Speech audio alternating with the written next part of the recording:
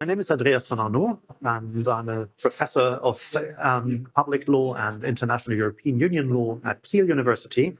And as German law professors usually do, they're doing quite a lot of things and are not so focused. But I'm also in one of the many focuses or unfocuses I have dealing with narratological approaches to law.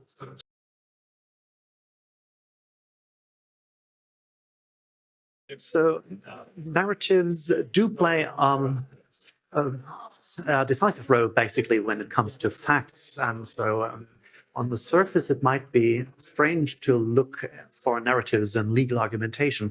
But actually, in one way, we might, for example, look at our normal legal methodology, and we can actually see that the deductive model that we teach to our law students is not really describing what we are doing. And so we might deconstruct the process by looking through the lens of narratives that are being blended. The story, that is the events that we want to assess, and the stories encapsulated in the law.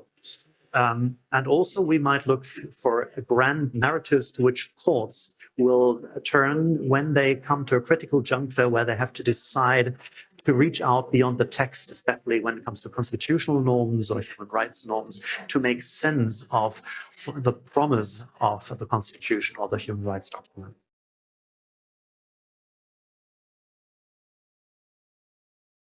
So human rights are one of the fields in which we have to deal with norms that are usually quite abstract and have to apply to a broad range of issues that affect humans.